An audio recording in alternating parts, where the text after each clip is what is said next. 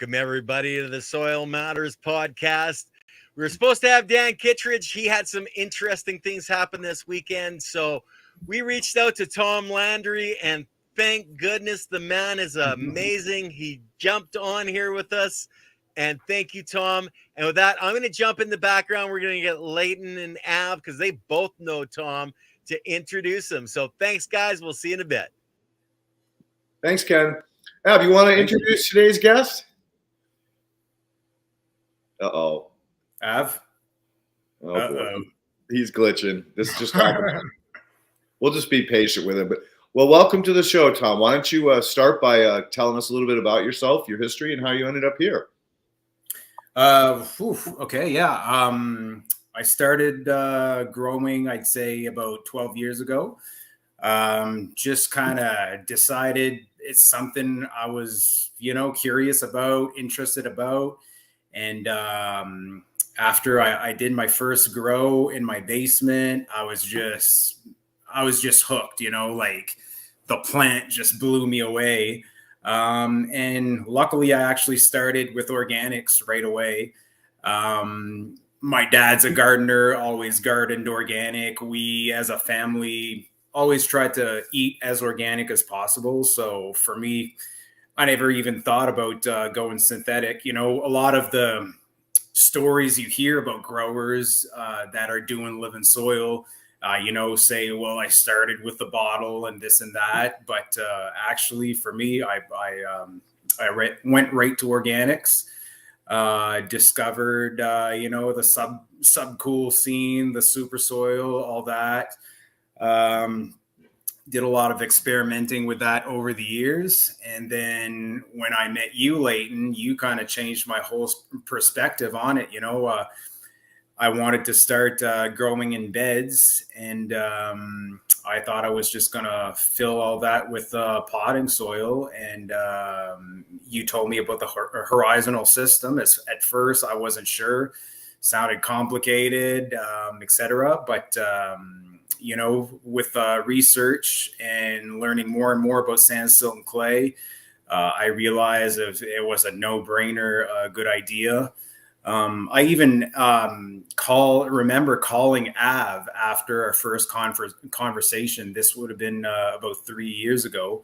And I asked him, like, what do you think of building horizons in a bed? And correct me if I'm wrong, Av, but I think you were maybe thinking of creating like amendment layers, right? Which was kind of a thing in the subcool super soil scene. Like you used to amend the bottom a lot heavier than the top. That was the idea, right? So he was like, no, I don't think it's a good idea. But then I told him, look, I'm really talking about horizons here, not layers of amendments. And, it didn't take him too long that I think he was on board. And, luckily, I've known Av for a while, and, we talk once in a while. I learn a lot from him. So I often double check ideas with him that I have, like, hey, what do you think of this? What do you think of that? So that's sort of how I got to where I am right now. I guess I skipped the whole part of me. Basically, I was a professional musician since the age of 18, and now I'm going to be 38 soon. And 4 years ago, my daughter was born, so I couldn't really live the rock and roll lifestyle anymore. Playing shows every night till 2-3 a.m., getting home at 4 a.m. wasn't going to work out. And I knew that my music was my passion, but it became my job. So I'm the kind of guy that I need to have like a hobby passion, right? So that totally became growing weed. So I was going to have a daughter. I had to get things under control. So I thought, I'm going to get licensed, right? So I'm going to apply for a micro cultivation license from Health Canada, which I did. So I got licensed, started with started small with one room. Luckily, it worked out. Knocked it out of the park right from the first grow. So I got a good amount of money in. And then I started reinvesting right away. I reinvested in building another room eventually. And that's the room where I'm running the horizontal system beds. So basically, like that brand new room, if ever you want me to come back on the podcast, like I would have loved to be at the facility to show you in person. So if ever in the future you guys want to do that, I'd love to. So I have that room. It's like right now, just my dream room running. I'm done my first grow in it. And in the other room, I'm still in organic pots, more of a super soil kind of thing going, which I'm still reusing the soil. And it's surprisingly, like it's working out really well still. I grow super dank weed in it. But clearly the horizontal room is just like kicking ass. Incredible. So I'm just waiting for spring because everything's frozen right now. I wildcrafted a lot of things that are in my horizontal beds right now. So I'm waiting for warmer weather so I can go get what I need for the other room. I also want to convert my veg room, like all my mother plants, all that stuff. I want all horizontal soil.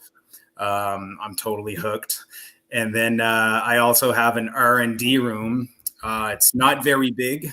It's maybe like I'm running 3 lights in there. So it's like 12 by 5 kind of canopy. And I do a lot of pheno hunting in there.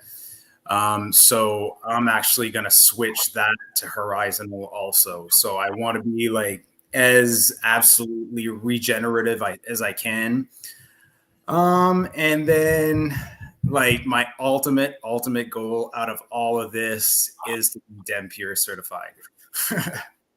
Nice. And I don't see so I'm almost there. I feel it. Yeah, you are. And again, you know, those guys, I love them so much. They're so open-hearted and they work with you in any way they can. So, when you're comfortable, reach out. But they'll help you close more loops and get into the certification for sure. Yeah. And I'm just waiting to contact them because I want to contact them when everything's done. And I feel like I'm there, which is literally I'm just waiting for spring. Like that's it. So once I feel I'm there, hopefully I can get in contact with them and then work on maybe things that they find that I could do better. I'm sure there's something I'm going to have to tweak. But we also have like, we're lucky and when I say we, I'm 50-50 partners with my brother-in-law. He's awesome. So our property that our facility is on is actually very big. So we have a huge vegetable garden on it. So I think that's a big thing that maybe micros just couldn't achieve because, you're in the middle of, I don't know, the GTA or something, or in an industrial park, you're not going to have an outdoor garden. But, we want to be like a regenerative outdoor garden too. We have beehives, so we do beekeeping. And then we're going to go heavier this summer for sure on planting flowers. So yeah, like I'm just trying to pull all this together to just be DEM Pure certified. That's awesome. I'm so happy for you. I mean, and I know they'll definitely hook you up. And it can't hurt to reach out now. And if you need a reference, I'm yours, dude. Really appreciate that. Yeah, I remember a long time ago. Well, not a long time ago. Like I still go to my local hydro store to get some supplies and stuff like that. And one of the guys that work there, his name's Rafi. Like, he really looked up to DEM Pure, and I looked up to him. And You know, I always had that in the back of my mind. Like, that's the ultimate thing that you could achieve, you know? So it's what I'm trying to do. It's definitely a high standard for sure. And it's a family. I'm skipping the organic certification. Like, screw it. Yeah, right? I'm going for the real deal. There you go. If ever I can put DIM Pure certified on my package, I think that, like, that's way more legit than saying organic certified in my mind, you know. Well, it's above and beyond. It's regenerative. Yeah. It's not even organic. If they'll even let you do that. I don't know if they let you, like, you know, use their name as marketing, so that absolutely they do. Absolutely, they give you a crest with your farming that you can that you can apply to all of your paperwork. So cool. And again, they'll have local people in your neighborhood or in your area that will help you get through the process, and they'll be the ones to make the suggestions. So go ahead and reach out whenever you're ready. But you know, it can't hurt to start sooner rather than later. At least, you know, that's my opinion anyway. Yeah, no doubt. Well, I will reach out, and I know my issues already that they're not going to like. Like, I'm on a well, and I have to do RO because I have, like, a ton of unknown minerals. Like, the ppms are pretty high in the well water.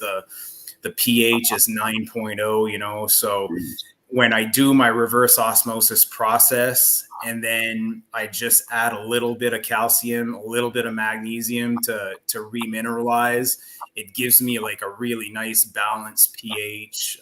The plants love it. Compared to, I tried with just the straight up well water, and you really see, like, problems in the plants, right?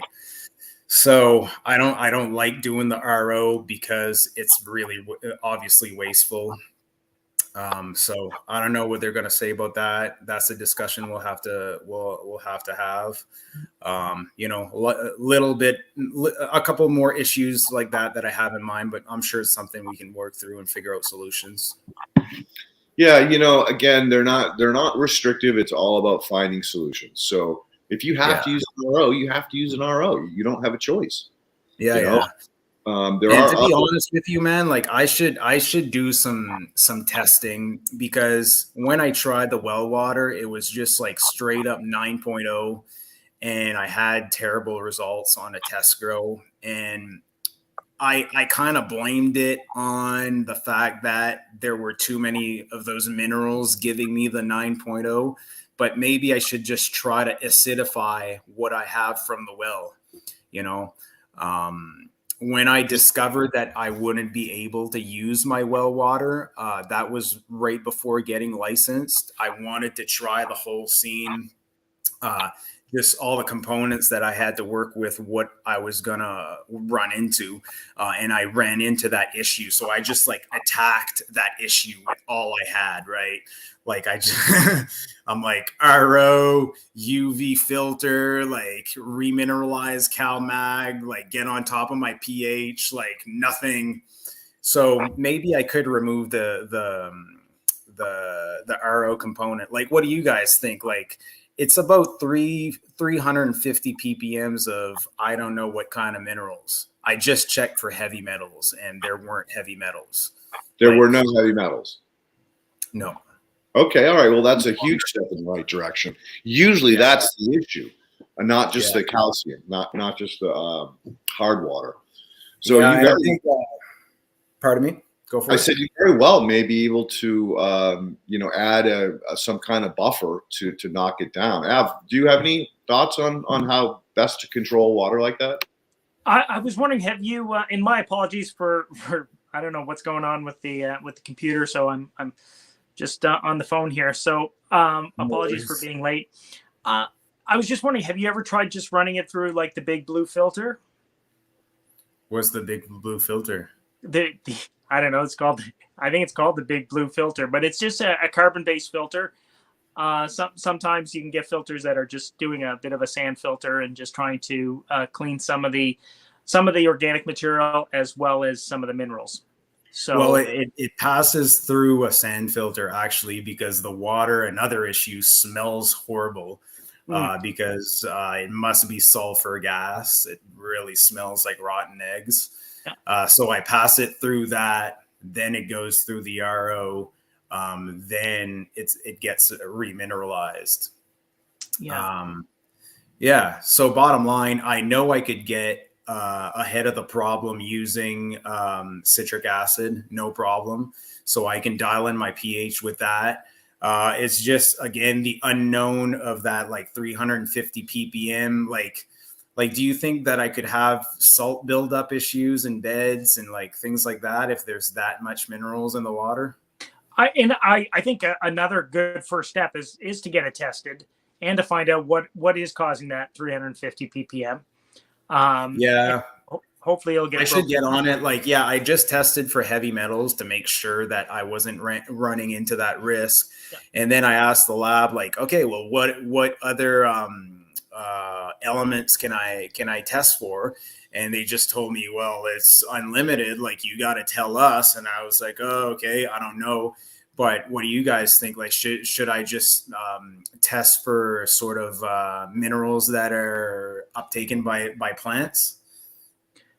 I think it's you should definitely. I think a typical household water test should be able to highlight the majority of the minerals that we want to be looking at.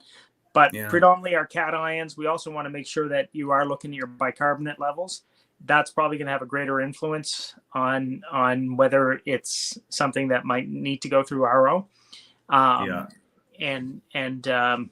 yeah, your calcium, magnesium, sodium, and then some of the other trace minerals that can throw things off, like excessive iron or manganese.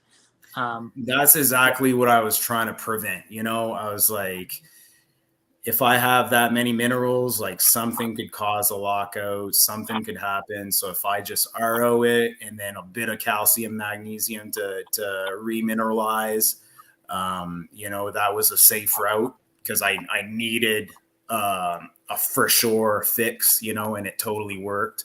The thing with like adding just a bit of cal mag to RO too is that it stabilizes your pH, so I don't have to throw citric acid or nothing like that in it. And I'm going to throw this question probably to both of you, but has anyone ever used fulvic acid? Like a true fulvic acid probably have a low pH. Has anyone ever tried to use that as a pH down? I haven't tried. That's a great question. I've always used humic acid for that because I want those other added benefits of its buffering power. So using humic acid as a pH up? No. Using humic acid as both a pH down because it's an acid, so it definitely knocks the pH back a bit. But most humic acid isn't it like pH neutral or even alkaline? It's a little bit alkaline usually, yeah. And to be honest with you, because there are so few places that can test humic acid for what its properties are, I've never actually gone down that road. Like for Tom, I would have said, hey, definitely get the water checked, basic chemistry. You don't need to get crazy. Definitely heavy metals, and then go. Make your assumptions or your changes from that point on. But in my experience, whenever I've used humic acid, it makes chemistry that's out of whack play nice with itself. I don't know why. I can't explain it. I've had these conversations with Robert Faust, or Dr. Faust, I should say. And he's like, look, there's so many different components in humic acid that it'll be a lifetime before we can literally unstitch it to figure out what's doing what and why this is, why it's working and why it isn't. Sorry, go. No, that's all right. I actually got hit up by a grower that we had on the other podcast that I did with Brian. She hit me up because she was having some amazingly healthy plants, but her test results were horrible. Her pH was like 4.9, 5.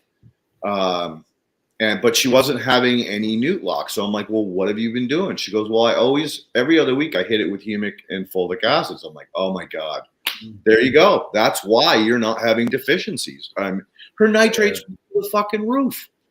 All of her relationships, you know, like the primary calcium to magnesium to potassium, way the fuck out of whack. But she sent me pictures of the plant, and it was like, what the fuck is going on up there? But that was the key. So the value of humic acid in any situation, especially like a rescue, someone calls with I need help. Fish brew, kelp, water soluble kelp, and then humic acid. And I usually tell people TM7 or TM6 because a lot of times the trace minerals throw shit out of whack too. So Dank's asking if it would be the full power that you would be using for that. No, it would be the humic acid. So TM7, TM6, or I think it's there's another product that he has. It's like pure humic or humics. You'd have to go to the BioAg website, but he has a number of products that help in that situation. Now, I don't know if just adding, you know, like a good solid humic acid to your water would bind up some of those things, but I gotta believe that it would definitely knock the edge off of it. Yeah. You know, let's say you put some like TM7 in a water tank, like that could get pretty nasty, right? Like, is there a humic acid product that you can think of that you'd put in a water tank and things would stay clean? No biofilm, no problems. Yeah, absolutely. As a matter of fact, I'm working on a project down in Irvine to help them save water, and part of it is to, you know, supply biocomplete compost for the restoration of the trees and the birds of paradise. But I told them, I go, do you have a dosatron? And they're like, yes. I'm like, all right, well, you need to start adding a humic acid to tie up the chloramine, or at least break it into ammonia and chlorine, which can gas off independently, or the ammonia can actually be used. So I gotta believe, you know, I'm gonna highly recommend that you take the well water, send that off with another bit of well water where you've just added like 1%, some kind of TM7 or 6. And just have them do the chemistry, because that would be some incredible data. And yes, we definitely want you to be back on when you're at your grow. I know we threw a curveball at you. And again, thank you so much for coming on, Tom. But we're going to we're definitely going to do a repeat where you're at your garden, so we can, you know, do a garden tour or a facility tour. I'd love to. Yeah. Well, yeah, and I've been like, that's been on my mind a lot. What we're talking about, the water thing, when I ran into those issues from well water, that's really when I realized the importance of water. Like, it's so important, because I was getting really bad results, and I was like, everything is so dialed in right now, but the water is different than where I used to grow before, right? So that's when I really dove into water and trying to understand it the best I could anyway. So yeah, like I said, I just went all out and fixed every possible problem, but there's some things that I could backtrack, like we're discussing, and I would love to not do RO, right? Because that's a big wasteful thing. I mean, at the same time, the reject water goes back on the property, you know? So is it that bad? It's not like it's going in a sewer. No, that's, you know, at least you're being smart about the water that's coming out. For those of you who don't know, RO is pretty ineffective as far as how much water is actually rejected out of the system and not allowed to bypass or pass through the filtration system. So in that regard, it is pretty wasteful. But if you're using that on the property or putting it in storage, you know, like a cistern, and then using that to water, you know, your outdoor garden, those are the kinds of things, those are the loops that Dragonfly would be looking for. Yeah. And I was talking about it with my business partner, trying to, you know, come up with some solutions. And that's what he told me. He was like, well, you know, the reject water just goes right back on the property where it came from. So it's not technically that bad. So, No, it's the best way you can to deal with the problem. Ab, did you have something to add? No, I was just wondering. Speaking of backtracking, I was wondering is there a chance that we could backtrack a little bit to perhaps mention some of the other loops that you're trying to close in your garden for the Dragonfly Earth Medicine certification? Yeah, 100%. So when I was growing in pots, which I still am in one room there, I used to chop and drop every single thing. Worked really good. I ran into a problem though, where I had soil decomposers really explode in population. So, that's not really a big concern for myself personally, but I am a licensed producer. And if I have bugs roaming around on my plants and getting stuck in the trichomes, that could become a problem. So when I realized that I had an explosion of rove beetles, I said, okay, I have to rethink my chop and drop. So I ordered a bunch of red wigglers, and now I'm doing worm castings with all my plant matter that I'm not using, and that's returning back to my soil. So every single part of the plant is definitely going to be returned to the soil. I'm going to obviously keep reusing the soil in my beds, obviously, just as I am in my pots. So, as far as amending, I'm going to have to work with you guys, if you don't mind, with the reamendment process. And that's another issue of being fully regenerative, is that I think that if I'm selling my buds, obviously those buds contain a lot of nutrients that go out the door. So I'm going to have to replace them somehow. I know Dampier, they really need to know where that is coming from. And it's really important. So, I'm going to have to work on that. That's another thing to tackle. But I mean, as far as reusing all my plant matter, reusing all soil, I think it's pretty damn close to as closed loop as you can be indoor selling your flower. Would you guys say?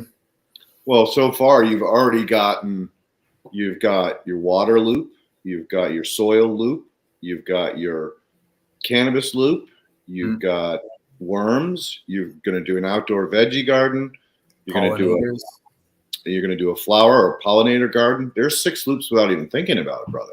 Oh man, you're almost there. Yeah. Yeah. It's really exciting to me. I mean, you're growing some banker plants and some beneficials in your horizontal bed. Yeah, I am. Yeah. So, that's another thing I got to learn more about, sort of, I don't know how to do it properly. I'm just having a little bit of trouble getting plants to really grow under a thick cannabis canopy. You know what I mean?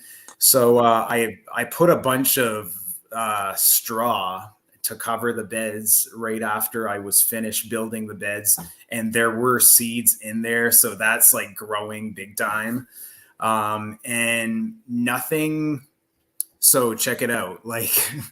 Most of this was wildcrafted, so nothing was sterilized. Okay, everything came straight from outdoor, indoor, and I was just kind of really excited at taking that risk. That's major rule breaking, right? You're supposed to have everything sterilized before it enters your shop, obviously. But I just put my trust on diversity, So I inoculated with nematodes that would feed on fungus gnat larvae and other things like that. I inoculated with aquatic microorganisms. So anyway, and all that outdoor soil hopefully contained a lot of diversity too. And I'm at the end of my first grow right now. I was actually going to harvest tomorrow, but I just decided to let them go 2 days more. So I'm going to harvest Thursday. And I think I might have seen, like, honestly, 3 or 4 fungus gnats kind of fly, like, oh, might be a fungus gnat. I didn't see any rove beetles. Like, everything is totally under control. But yeah, back to the cover crop. I had that straw seed out and grow out. I planted a bunch more things, like creeping thyme, marigolds, a couple of other things that I'm not really seeing come out, probably because they don't have enough light. That's my guess right now. So I'm going to try planting a bunch more things after this harvest, and see how it goes. But I mean, in general, the soil is pretty covered.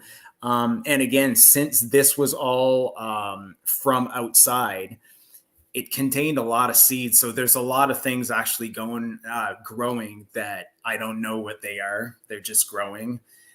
They don't seem to cause a problem. The guy I grow with, Danny, is always like, man, get that app and we'll just like try to identify these plants, you know. But I think, correct me if I'm wrong, like the main goal is to have your soil covered with plants and have roots growing in there, you know, with their exudates, just you know, contributing to adding diversity and exudates, and you know the story. So yeah, that's what I'm doing so far, but still a learning curve. Yeah, is your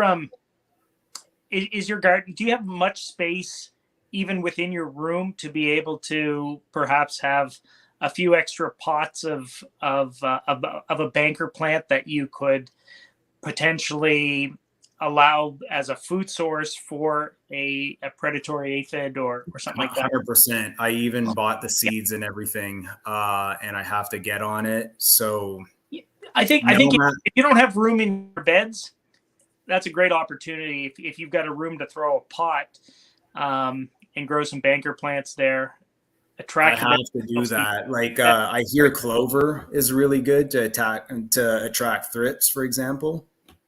Be careful of banker plants in that regard, because if you're not checking them, or that would be called a trap plant, if you're not checking them daily, then you could quickly create a nightmare for yourself. Okay. So I usually tell people, look, if you're really busy and you're, you know, bouncing off the walls like a super ball, don't use trap plants, because they're a potential to just create incredible nightmares. Because you are in a controlled environment, it's the perfect environment for them to get out of control.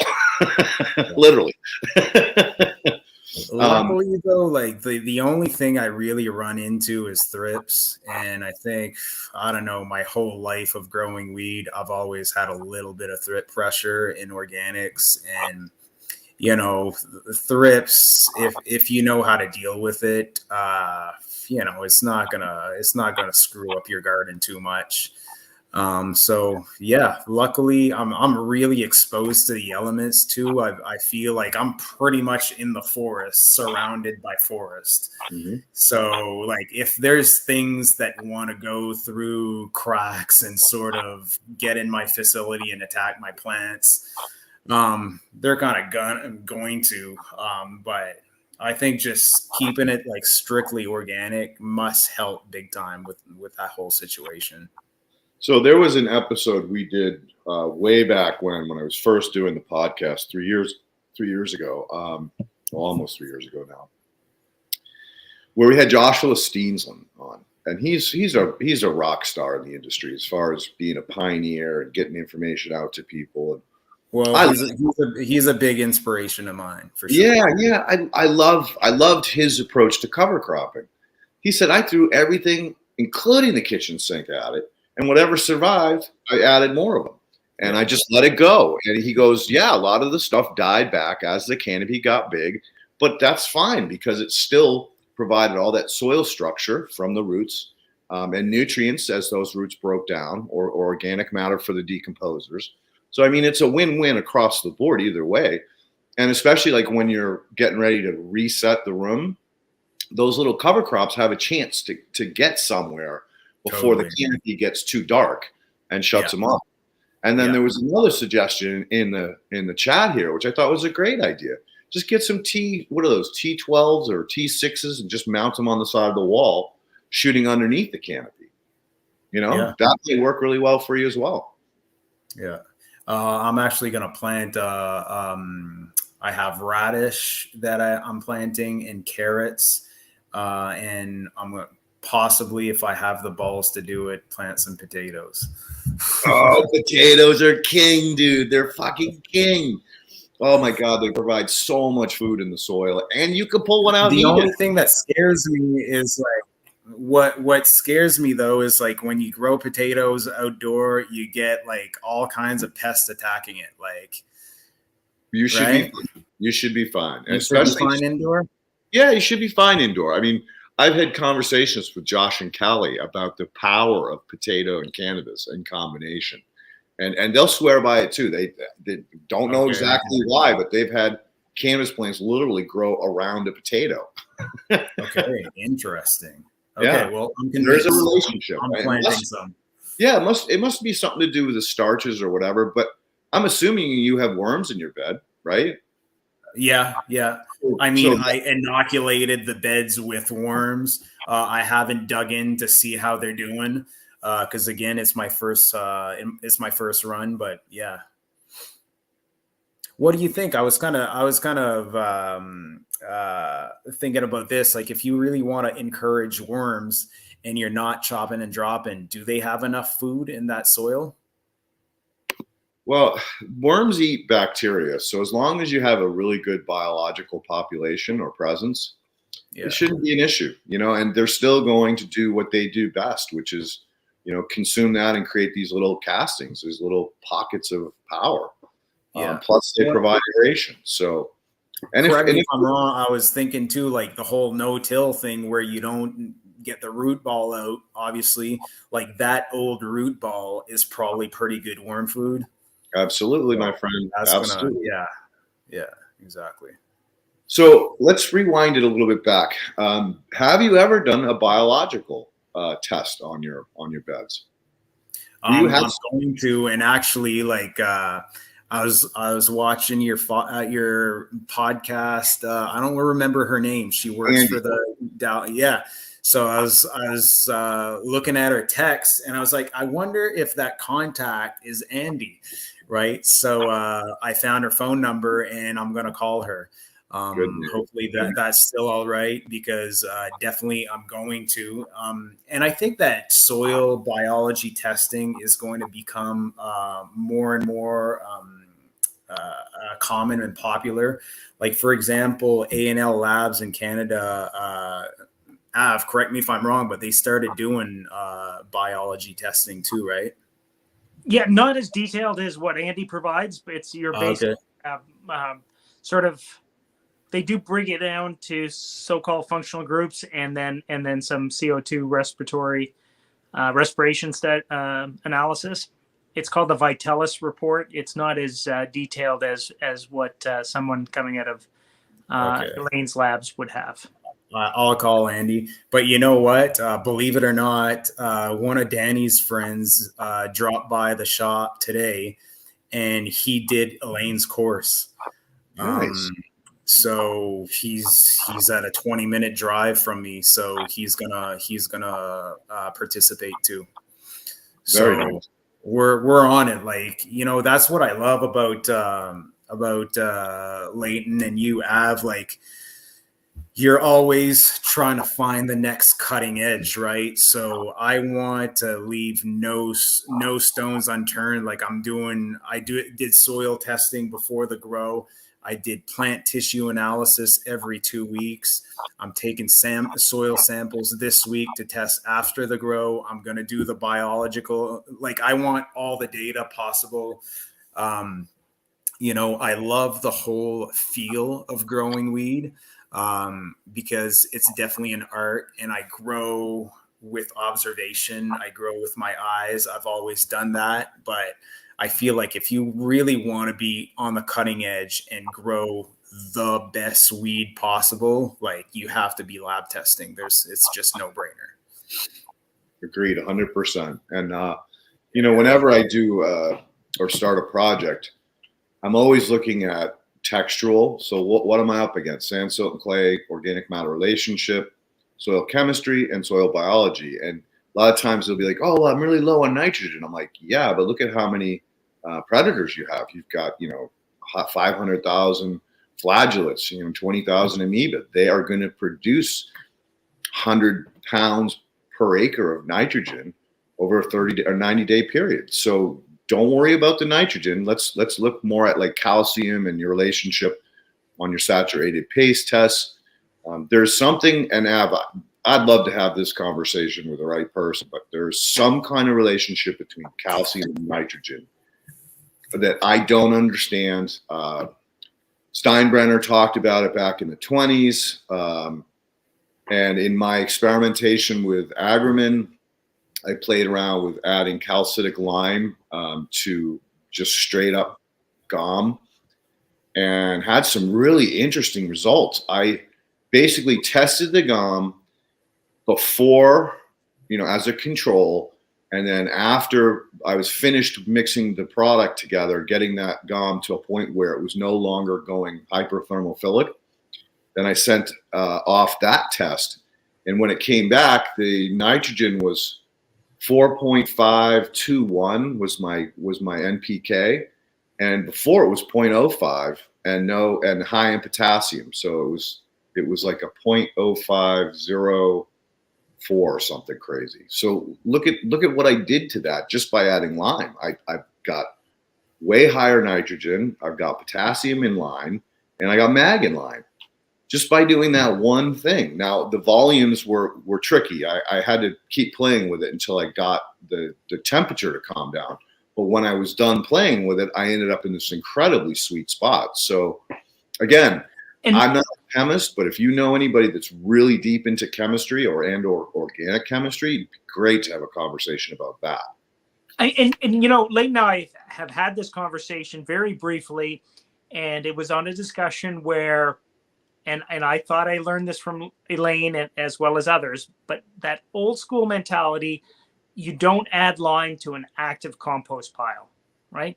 Because the notion is that you will volatilize a lot of that nitrogen, will then just go off as ammonia, right? So adding calcium carbonate to nitrogen, you're going to supposedly lose a lot of that nitrogen as a gas. I wrote that to Leighton. He wrote back, "That's just old school mentality," right? And I haven't found anyone else to who's been able to look at that. And the idea that you can use calcitic limestone, add it to essentially fresh organic material, and increase the amount of available nitrogen is really challenging. It's a new school mentality, and something that we definitely need to find somebody who can explain that and perhaps try to better understand what they were doing in the previous research out of Cornell. I remember reading it at Cornell, the composting handbook, right? The old Cornell publication, composting handbook. That's where it said, yeah, you don't add lime to an active compost pile because of I swear to God, I had the exact opposite. Yeah. So my pile did not gas off ammonia. You stuffed your hand in that pile, pulled it out, it smelled lightly of forest. But when you stick your hand in that GOM pile and you pull it out, it smells of ammonia, hardcore. So you are gassing off the nitrogen in an ammoniacal form for sure in the composting process. So then again, it's like, I need more time to suss that one out. I need a really good chemist that understands, or an organic chemist that really understands these types of intricate relationships, because I saw exactly the opposite of that. And so, yeah, keep your ears open, Av. And I will. And I think you touch upon it by just simply saying, a good organic chemist. Because I actually think we need an organic chemist with the knowledge around microbiology, because I have a strong feeling this has more to do with microbes being able to be a integral part of that. The thermophilic microbes doing something with the calcium, with the organic material to hold it in. So, and you know, this gets even crazier because right now I'm working with the Muncher crew. They're constantly using calcium in an aerobic digestion. All right, there's got to be something to this app. Mo's work is so parallel to mine, it's not funny. He keeps it at a certain temperature range between 100 and 104, I think, or 110. That's one of the sweet spots for getting high biological activity. He keeps the pH exactly at I believe 6-8. Again, we'll have him on the show in May 1st, so we can really get into the weeds with this stuff. But no, he's adding calcium to his process. So there's got to be something to it. So yeah, to be determined, or keep your ears posted, right? So sorry we got off the topic there, Tom, but you know what I really wanted all to good. So a little over my head. So what I really wanted to ask you was, for the audience sake, can you tell a little bit about how you wildcrafted this stuff? Now, when Shango did his podcast on building a horizontal bed, he used to call me bitching at me because, you know, he was like smashing up rocks to make little ones for the gravel. You know, he got crazy, right? And it was a lot of work. And so he'd be bitching at me. I'm sore as a motherfucker hiking up and down the creek to get the clay. Can I use the sand next to where the water comes out into the ocean? You know, all these crazy questions. So please tell us a little bit about your story in wildcrafting. Yeah, well, the guy that I grew with, Danny, he used to grow on Denman Island in BC for a long, long time. I think he was there growing outdoor weed for about 20 years. So, you know, as far as like cannabis labor, like that is the man, right? So if you ask him like, hey, where can I find like a good sandy loam? Do you have any ideas where I can find silt? Like he just like his brain just connects and he's on it, right? So he had a friend that like really close to where he lives. It's about a half hour from the shop. He's got a pit. He's in real estate. He owns a bunch of apartment buildings, and when he needs materials, like he has his own pit in the middle of a forest, and it happens to be an ancient ocean bed. It's close to the Bay of Fundy, basically. Right. So you go in there and there's all these fossils, all these really, really interesting jagged rocks of all kinds of colors, like exactly what you want, Leighton. And they happen to have all the equipment to truck it out of there and bring it to our facility. Right. So that was friggin' awesome. And around the pit, was the forest soil. So it's a very sandy loam and it's very, very deep. So it's, you know, kind of a little cliff. You see the organic matter on top there, and then it's just your sand, silt, and clay.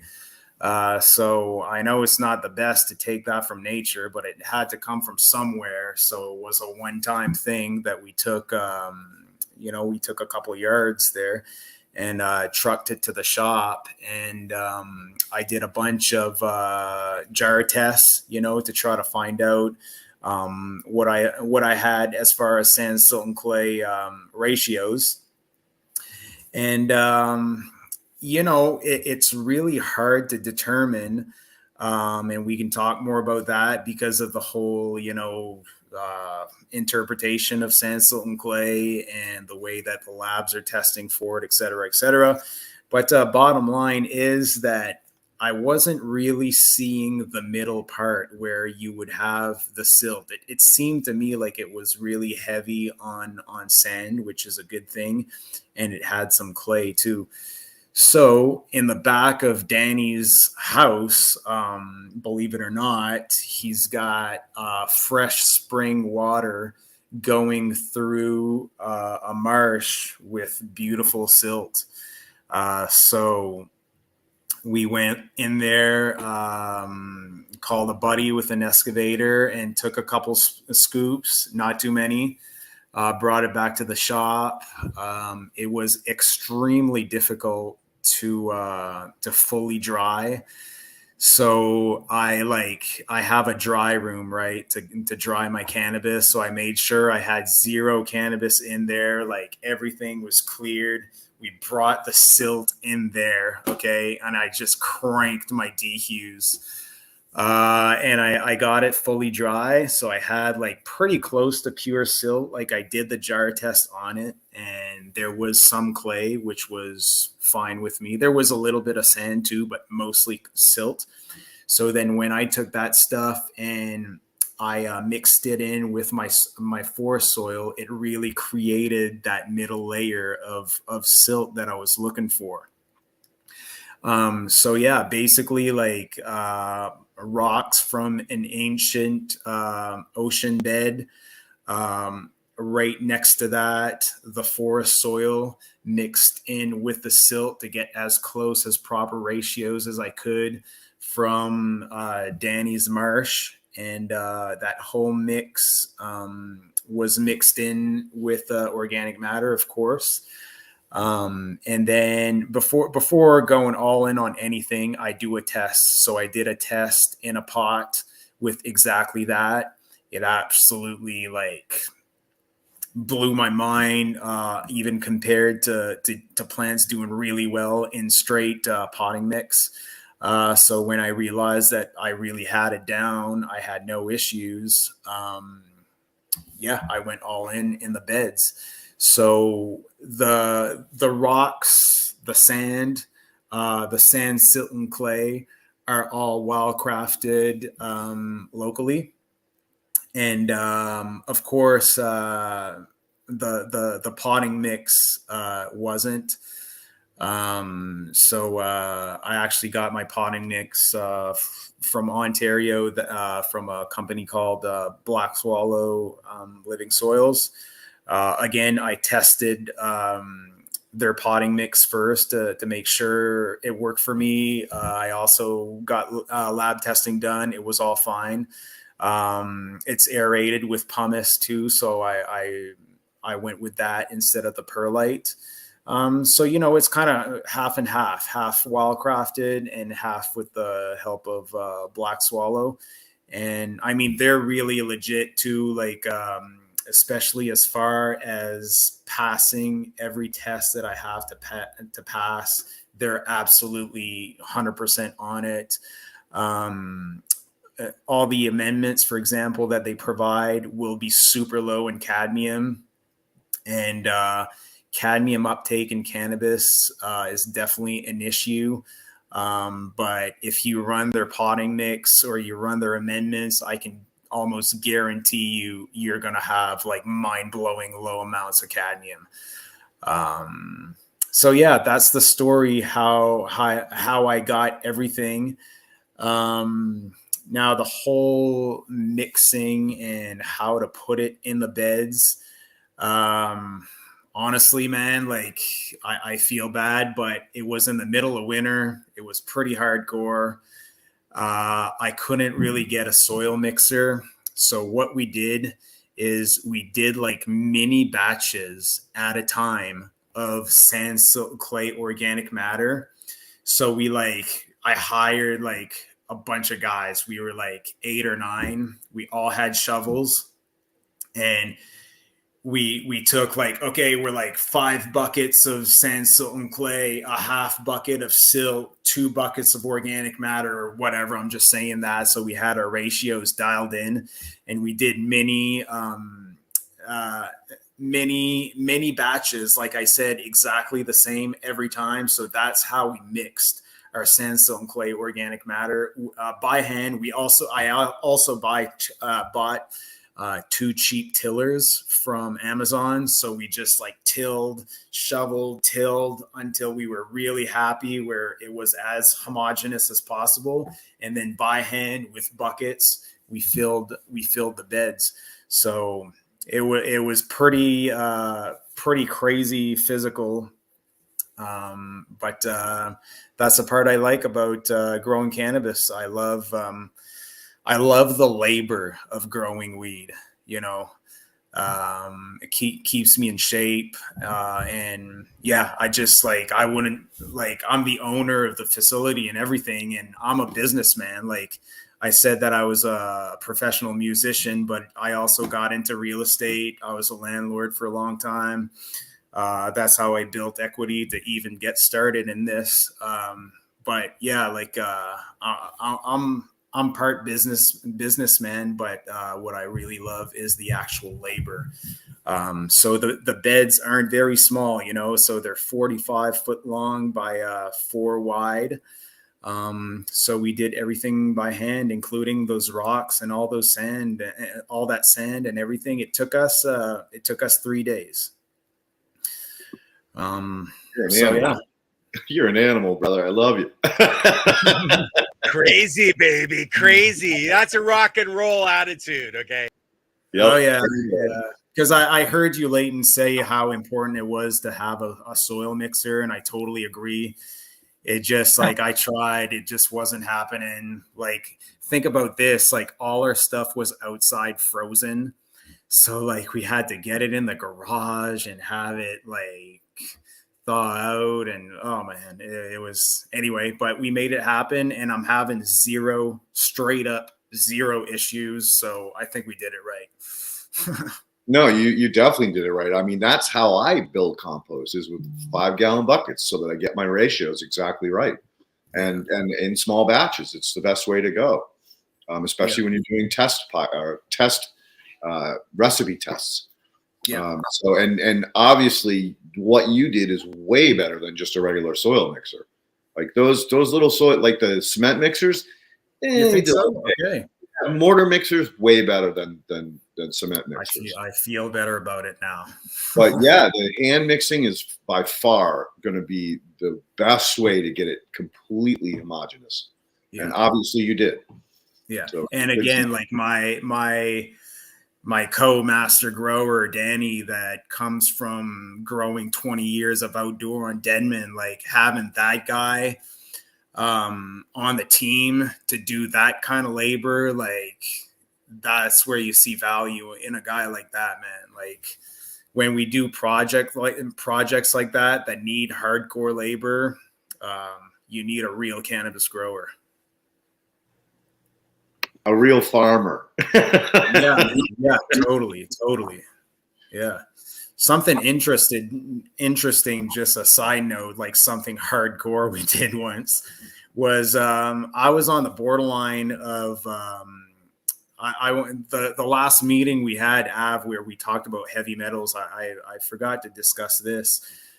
So we were having heavy metal issues where we weren't necessarily failing, but we were kind of uncomfortable about it. So I said, you know what, we're going to take, okay. So Av told me this, he was dilution is the solution probably to pollution, right? Because I was having cadmium issues. So we went and took out by hand out of all our pots, 3/4 of our potting mix. And unfortunately, didn't throw it out. We put it on the garden, so it's all good. But I replenished it with just soilless, all by hand, in the room, and then top dress amendments over that, and mixed warm casting. So redid the whole thing, 2/3, 3/4 or something. So that was a hell of a work day.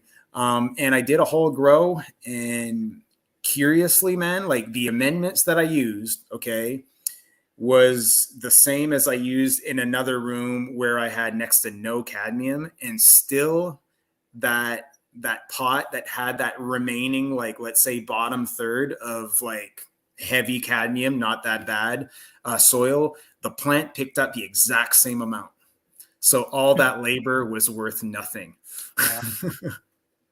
No, it wasn't. What do you think about that? Is it just that, cadmium is present, you have no molybdenum, picking it up? It's all lessons. It's all lessons, my friend. Yeah. So I guess the dilution wasn't the solution to pollution that time. No, biology. Just a little pollution. Yeah, biology is the solution to pollution. Yeah. But anyway, yeah, that was. I was glad that you came to realize that it's such an important thing that I don't think anybody gets in the cannabis space, and I know in the farmer space as well. Is the criticalness for molybdenum.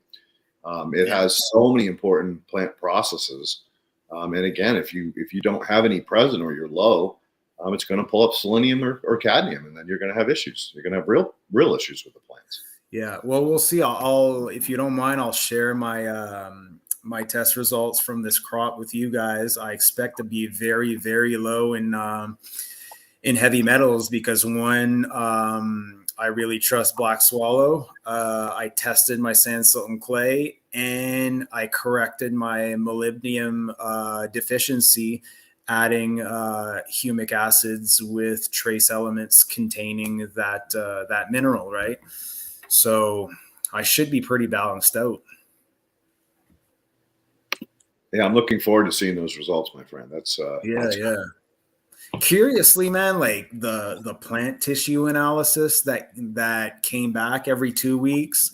I was talking about it with Ab actually. Like the only thing that I was really hitting on target as far as the lab's targets were nitrogen. So I wasn't very high in nitrogen, just right on target, but almost every other mineral, I was like, just like the plants were just taking it up big time. So my plants looked not toxic. It didn't look like it had any toxicity of any mineral or nothing like that. So I'm just guessing that in a living soil that's rocking that much, like, what do you guys think? I think it wanted some minerals and it was uptaking it. Yeah, this is it's almost fortunate that we didn't have Dan today, because this, I think, is a nice lead into Dan next week, right? Because a lot of what Dan Kittredge talks about not, in the Bionutrient Food Association is just that you want to have incredibly remineralized soils so that the plant can choose whatever it needs at that time. I think it's really important that we don't put too much weight on some of these tissue tests, right? Because they are, especially their recommendations. Their recommendations are based on very, very little data. That data is probably pulled off of a handful of strains. So we really don't know. They're not cultivar specific, and so I think it's quite interesting how and I this is one question I really wanted to ask you, because we focus a lot on the growing aspect, but I also know that you are quite a connoisseur when it comes to tasting your product and making sure that it's hitting not only the qualities that you want for the regulated market, but your own personal qualities that you want as somebody who consumes cannabis, right? Yeah. And so to be able to talk about that, because I think, nobody's that interested in eating food that is, yes, bionutrient dense, but if it tastes like shit, nobody really wants to eat that, right? So Definitely. it is important that the end product is something that we like, and so I think the fact that you've got this incredibly diverse soil full of biology, obviously the physics is there with the horizontal system. I assume it's called a high tension. Would you call it a high tension soil? If you call the other soils low tension, would this be a high tension soil? Yeah, it would be a high tension because it holds a lot of moisture. You get so the physics is there, you got the physics there, you've got the biology there, you've got the chemistry there, the plant is doing what it's doing, and the tests may not reflect what the end product is actually going to end up tasting like. So, and Av, I agree with you 100%. A lot of the data is pulled from chemistry, not from biology and physics and all of these other components. Like chemistry, traditional NPK farmers do not even take biology into consideration. What a huge mistake. And another thing too that is really important to understand about those tests is you have soil chemistry test, you have a leach tissue test, but you should also be getting the sap test, because leaf tissue is like the bones, what was left behind, or the foundation of it. But what's really pulling in on the sap is telling you what that plant or that cultivar is using at this point in time. But this is where we need a database so that other people can see where am I in my range. You know, obviously the plant looks good, but where's all the data sets that get me to the end result, which is the taste, terpenes, cannabinoids, cannabinols, right? We don't have that data. And, you know, ironically, Chip Osborne and I set out years ago to try to figure out what the soil chemistry requirements were so that we could plug in organic nutrients into the soil profile, so that we knew we were going to be right in the sweet spot. But we quickly learned that every cultivar requires different things in different balances. So we gave up. It was like, there's no way, because you guys are breeding faster than we can keep up with what cultivars are asking for what. You know, so why even go there? Why not just come at it a different way, which is to take into consideration those three main things: physical, sand, soil, clay, organic matter, chemistry, and biology. If those three things are all in balance, stand back and let her go. Yeah. Well, I'm really excited to see what different genotypes or cultivars are going to do in the horizontal system, because I think a big part of cannabis right now is that growers, for the most part, are all growing in the same, same things, whether it be rock wool or cocoa or super soil or whatever. So, you know, I know nothing about wine, but you think about wine, it's all about what that indigenous soil is all about, right? So we're here being cannabis connoisseurs, smoking weed that all comes from the same fake stuff, you know? So like, I'm really interested in what we're going to see in the next few grows with all this locally crafted soil, you know, so important, incorporating that sand, silt, and clay. That to me, like, adds such another whole level to possibilities that you could have from plant expressions, right? And I can tell you right now that we really see our grow right now as the closest to an outdoor grow that we could have indoor, right? So we're all about outdoor weed, but unfortunately it's impossible right now to really be competitive, because people want outdoor, people want indoor. But yeah, we're really seeing the outdoor sort of as much as possible come indoor. These plants just have like an aura going on, like, you know, they're so, the stalks are like so perfect green, you know, and no deficiency, no redness in it. They grew so vigorously, and we're saying this all the time, looking at the grow right now, is when we grow in pots, usually like there's a couple of plants in the room that for some reason just went crazy, and we're just always like, oh man, imagine the whole grow would be that plant, you know, but it's just impossible. It's just that one out of 400 or 500 or whatever we decide to run. So right now, like, every plant is that plant. You know what I mean? So it's really, really like crazy results on, it's almost like, I'm exaggerating here, but it's almost intimidating. Like, the plants are so monstrous. They're almost intimidating. And another big thing that I've noticed that's really interesting, and Leighton says that it's because I'm not growing in low tension soil, because we've talked about it, is how much light that the plants can take. So I noticed that on my test grow, where I ran just one horizontal 7-gallon pots among hundreds of other just regular potting soil pots.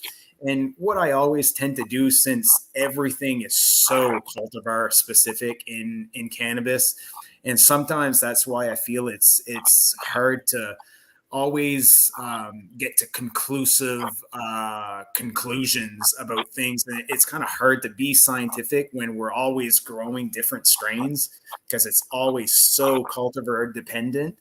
But anyway, so what I'm getting at is I always try to push light intensity as much as I can until I see stress. And then I back off a little bit, right? To just know that I'm pushing them at their limit. So I did that on that grow, and the whole canopy was stressing. I'd say in this case at about like 900-ish ppfds.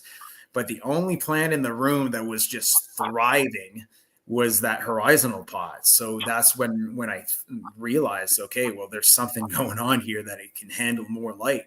So when I did my first grow, well, this grow that I'm doing here, I really pushed the plants heavier and heavier and heavier with light. And where I'm usually like a guy that likes to run 800-900 micromoles, ppfds, whatever, I ran like a good solid 1200 on this one, and they just took it. Really, really impressive. Really interesting. With CO2 as well. Yeah. Nice. Yeah. I've never really. That's something I want to experiment with.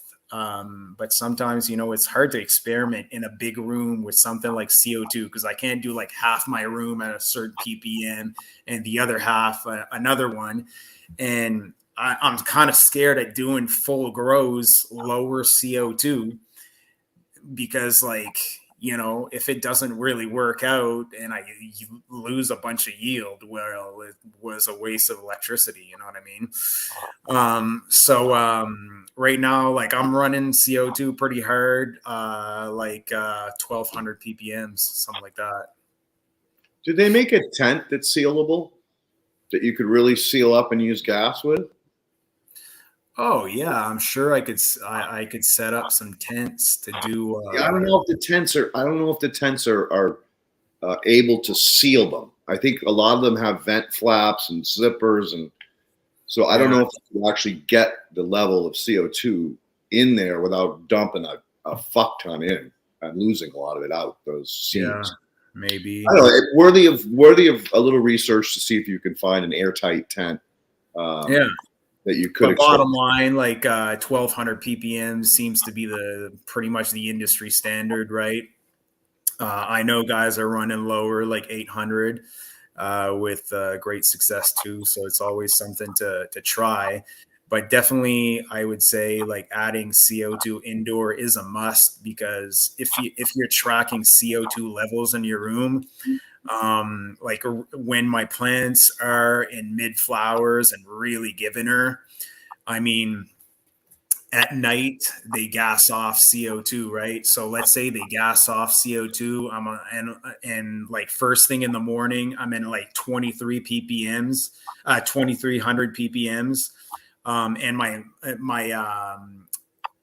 let's say my tank ran out, right? Because it happens.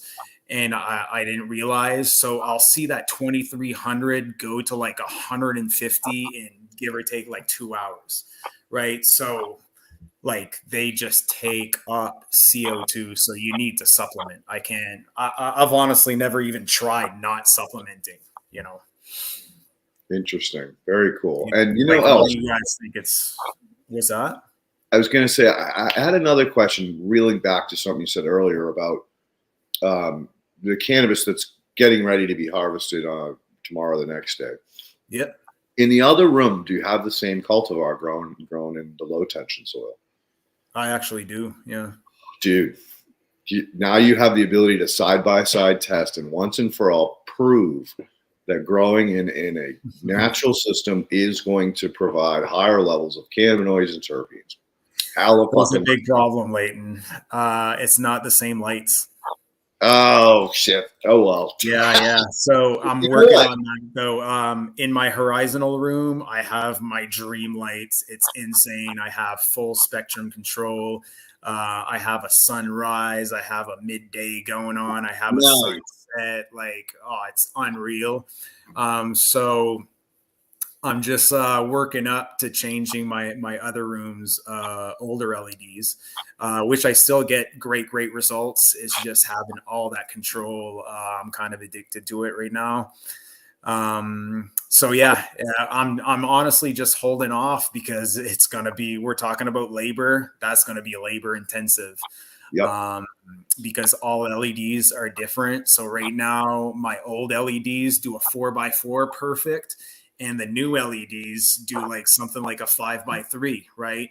So I have to basically, long story short, add a whole other line of unistrut to get like more lines of light. Anyway, the lights are going to be placed differently, so then you got to like move dehumidifiers and ACs and like this and that. So I'm going to do it. It's just I'm going to build the beds first. Well, just for shits and giggles, why don't you send out a sample of both the low tension and the high tension soils? Just even I have no choice, because regulation wise I have to fully test my weed. So right. You can share. It's just that the spectrum is so radically different in the other room that, especially with the cultivar that I'm growing right now, it's a GMO cross. Do you guys know the GMO strain? GMO, in my experience, like changes phenotypical expressions very much depending on spectrum, like crazy. So I ran test plants underneath those lights versus my new lights, and it's almost a different plant, man. So we're not gonna be able to be very scientific about it. So what about when you plug in your next run, you drag a couple pots into that room so that they get the same light, and then run the whole cycle? True that, yeah. The only problem with that, and I'm not against it, that's a good idea. Let's do it. All right, let's do it. I'm going to figure it out, but it's going to raise that plant, another 18 inches. So obviously I can train it in the trellis to be shorter. Or I could, I'm afraid that's going to be non-scientific. Again, if I could veg a plant on purpose less, to start with a smaller plant among bigger plants, you know what I mean? And try to get it at the same height. What do you think? So can you not stack the plant like on a? Because I would have to put a super soil pot on top of the bed. You know what I mean? Oh, because you don't have room on the floor? No, I'm growing on rolling benches, right? So can you build a little roller that you can roll in between the benches when you're working on it, and then roll it out, and then move your bench and roll it back in? Just a one, one plant on a furniture dolly. Yeah, but where do you put when the tables are all like in the the position where they're always in, like all together? Yep. There's no space in the aisles or nothing, like there's, you know what I mean? So I'd have to find a way to have that plant underneath the light. So there's not really any way that I can picture the way my room is designed that I can do this, unless I would put a pot over the bed. Got you. Right. Which should be a pain in the ass. Kind of, but I do all kinds of shit that's a pain in the ass. Dig it into the bed. Well, Ken, you don't want to fuck up. You don't want to fuck around with these horizontal systems. Yeah, once you get them going, it's a lot of work to put them together, and then if you mix them all up, or especially if you penetrate the horizon, it gets ugly. Yeah. Well, let me think about it, man. I'd love to do it to prove a point. And that's a big thing that I didn't mention about the whole scene of building those beds is we custom built rolling benches to handle horizontal beds. Yeah. So I think we probably like won some kind of Olympic records for amount of weight put on a rolling bench. We hold that world record right now, I'm pretty sure. That's awesome, dude. And your beds are in grassroots living soil fabric pot? Yeah. Beds? Yeah. Okay. 18 inches deep. Yeah. Do you want to explain a little bit about your fertigation system? Yeah. I love it. That's probably one of the best parts, if not the best parts out of all this. I had a couple different ideas. So if ever you check out my Instagram account, I have a couple pictures, and you see Leighton's idea of putting a pipe that goes down right to the bottom. And it's a great idea if you're in a 4x4 tent and you're really restricted on space. You can just check your water level from that pipe, and you could also water from the bottom through that pipe, right? So I put about 5 pipes per bed, which was actually completely useless because my beds are on plastic trays, just like trays that hydro guys would use to put rock wool cubes on. And those trays have like little channels helping the water to spread evenly through that tray. So luckily I had the idea of ordering my grassroots beds a little bit smaller than the tray to make sure that I wasn't going to get into any problems of the bed getting a little bit too wide for the tray. And thank goodness I did that, because the beds do get wider as you fill them with soil for sure.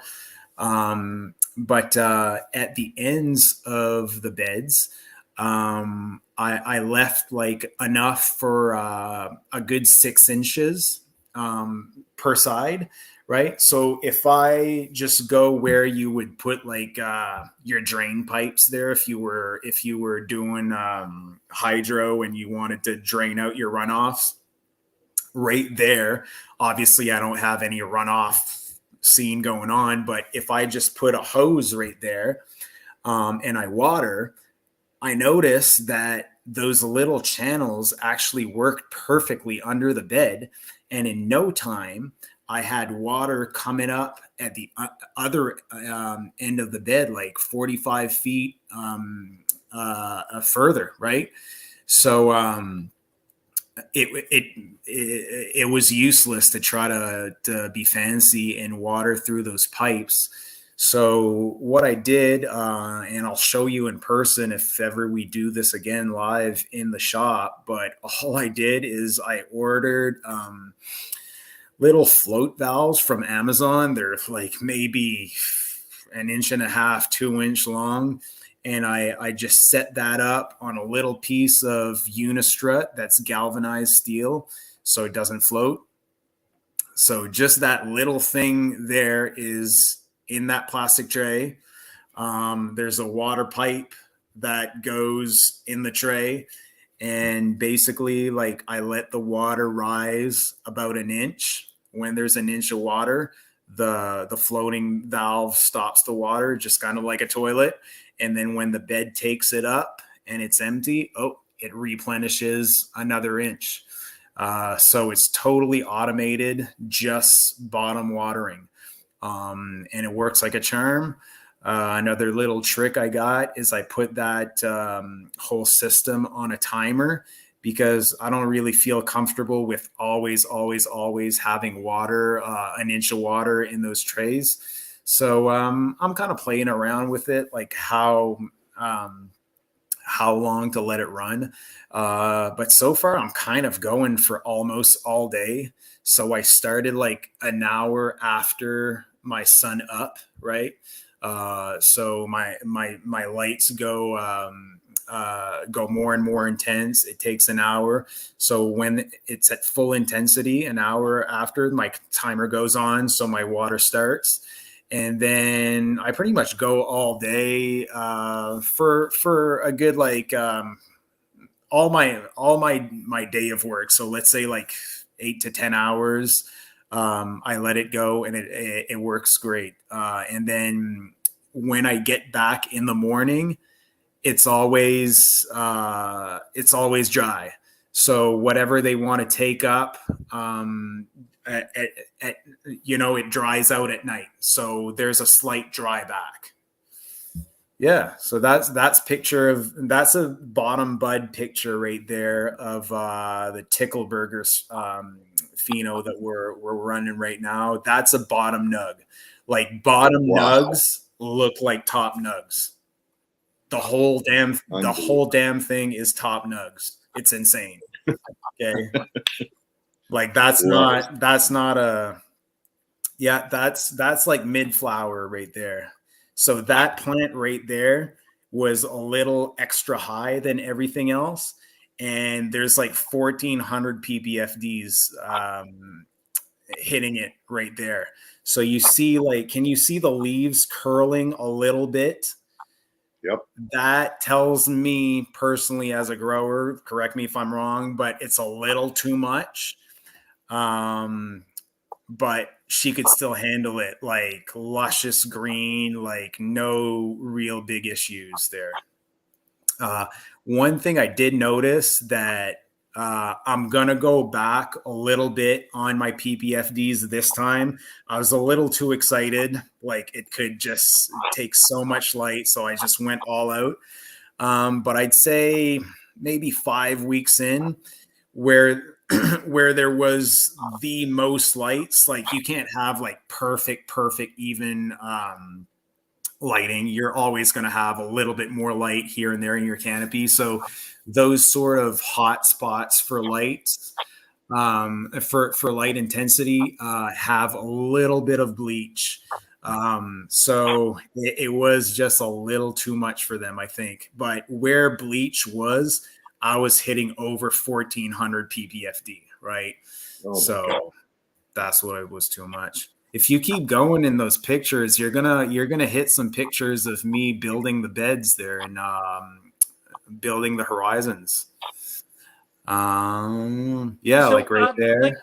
Leighton, I wanted to ask you a little question around those are the beds there. I did about the pipes. Yeah. About having the lack of irrigation over the lights off period.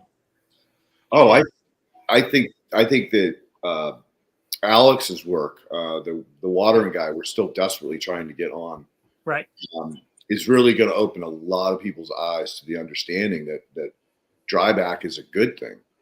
I mean, he dries back to something like, I don't know, 60 friggin' millibars or something crazy, like, and has incredible results. I mean, to the point where twice as much fruit, twice as hot. I mean, he was testing it originally on peppers.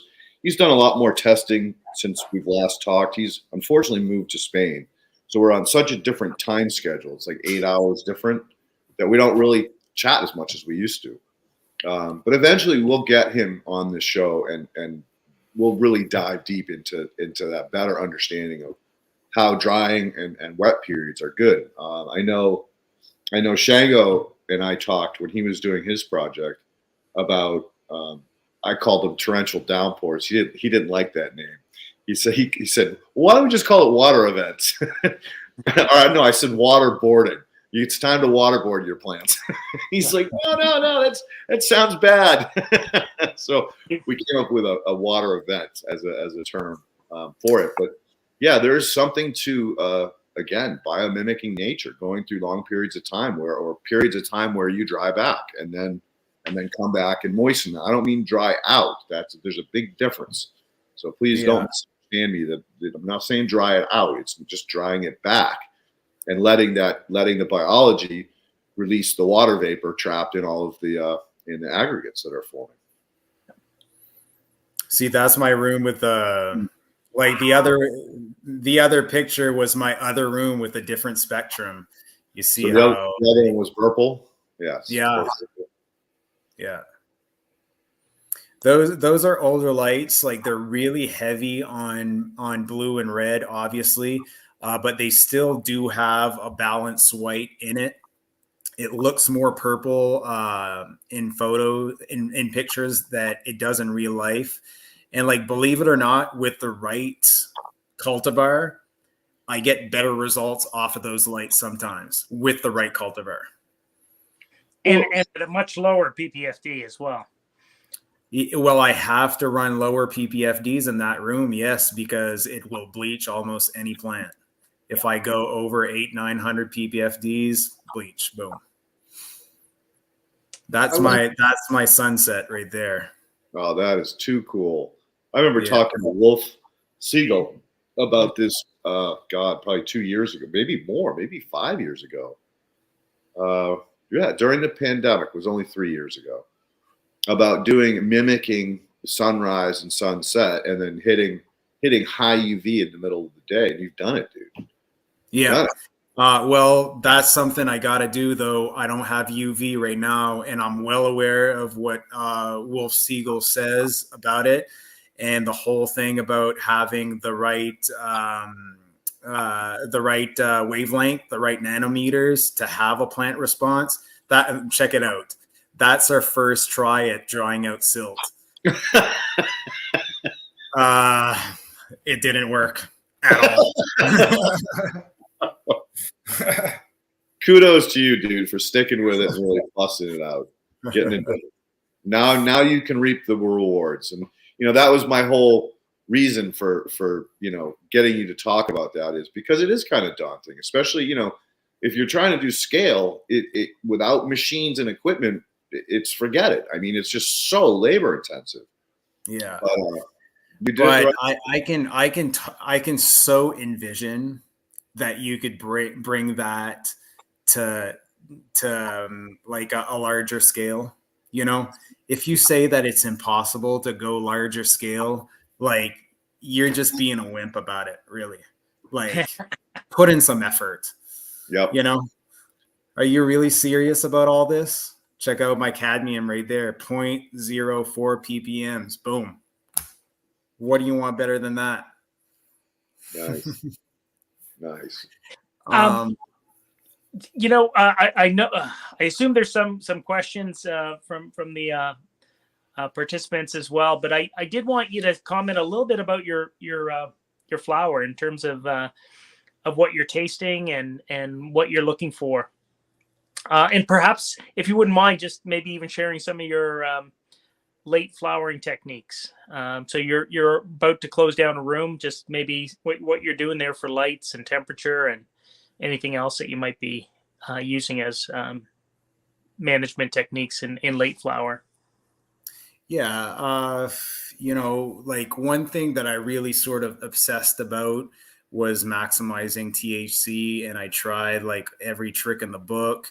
And what it comes down to, I find, is like big time genetics, so if you're trying to gain an edge and up your THC, I'm sure there's some things that you can do. But I tried a whole bunch of things and nothing really makes a huge difference. Like, the blue light treatment at the end, like going with way colder temps, the whole like cold water, drying them out, this and that. I tried it all. And to me, like, if you're going to hit super high THC, you got to have the right genetic. And I only say high THC because that's what the market wants. I know it's stupid, but it is what it is. So yeah, like, to be honest, I think it's all, again, cultivar specific, right? Like what you're going to do at end of flower, how it's going to affect that particular cultivar. So what I like to do is definitely drop my temps late in flower to get those colors out. And when I run pheno hunts, or really technically geno hunts, right? I have more control over my room because it's such a small room, number one, and I'm willing to take more risks. So I see a lot of colors come out, and bag appeal goes to the max with definitely dropping temps.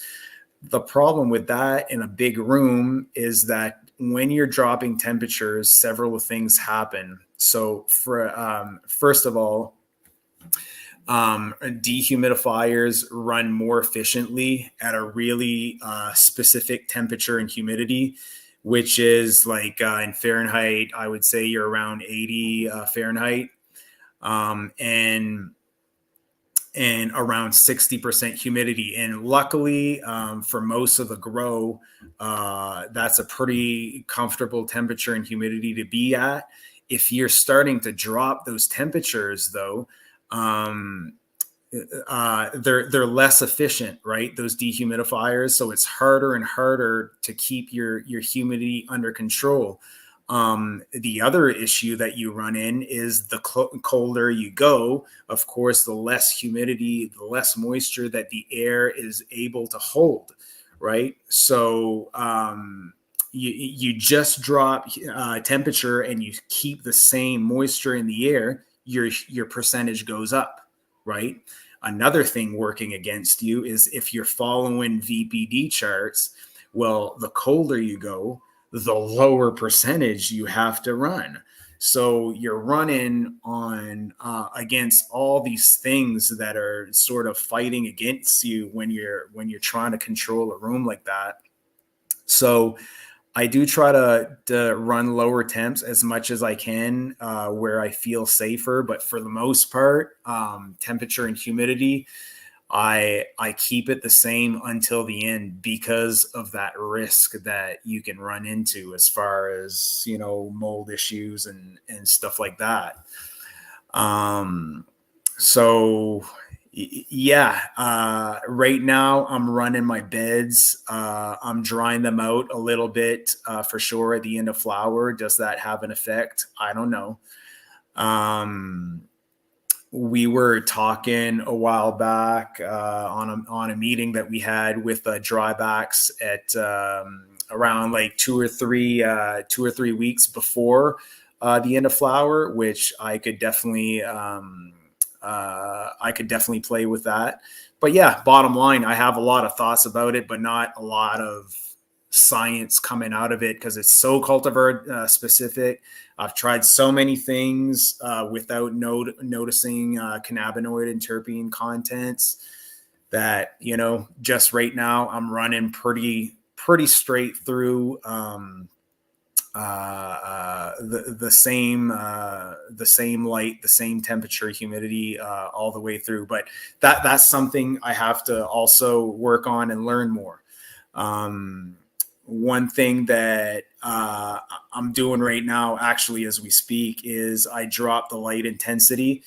I took out as much red as I could because they do say that, if you run blue or spectrum at the end, it can help.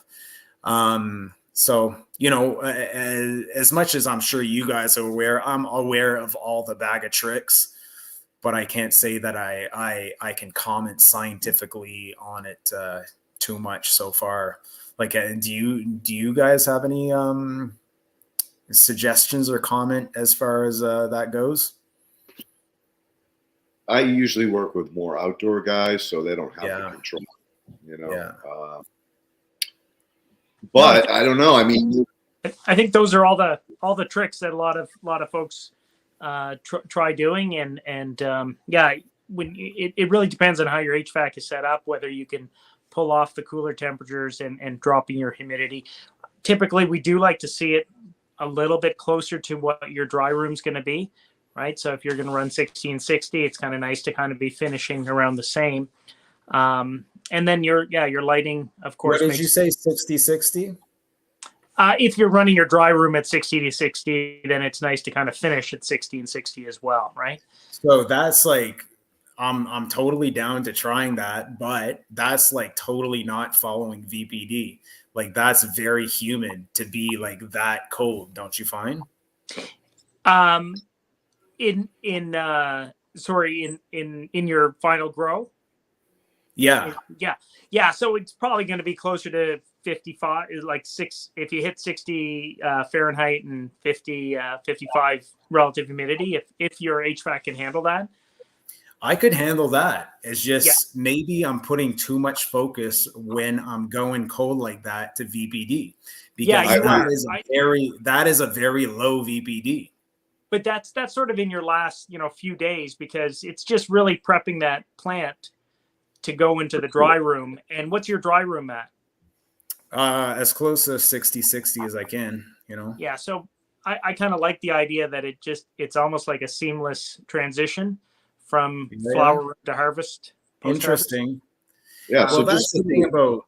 Sorry, Leighton, go for it. Yeah, just literally the last 2 days, and I'm going to share something else. There's a gentleman that I've been working with for years out on the East Coast. I begged him to come on the show or other shows, and he's just not into it.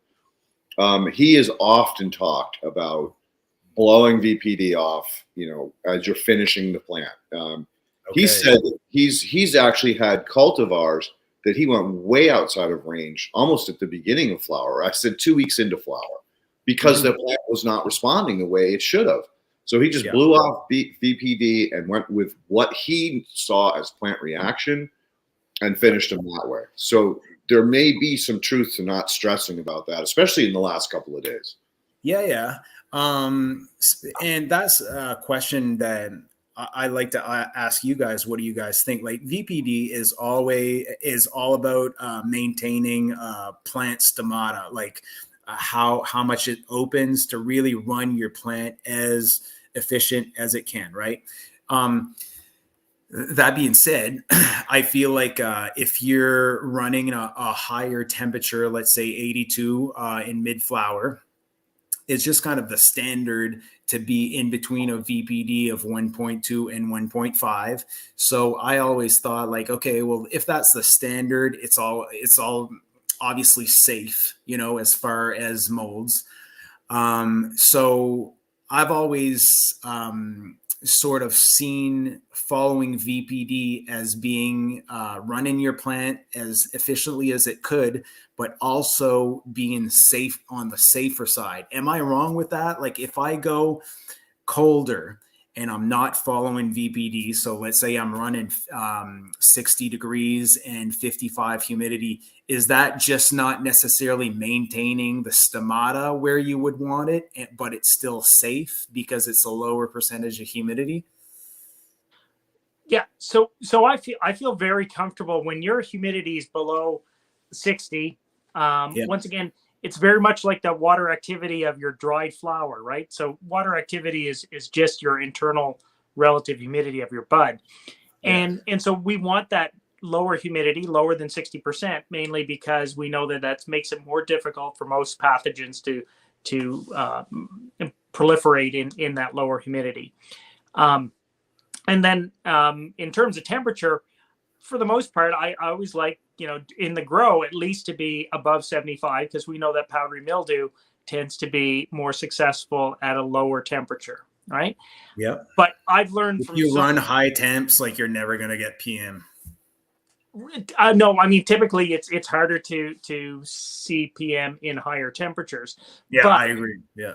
But I've learned from so many growers who grow, because we would always recommend, and we probably told you the same, 83 Fahrenheit at the top of the canopy.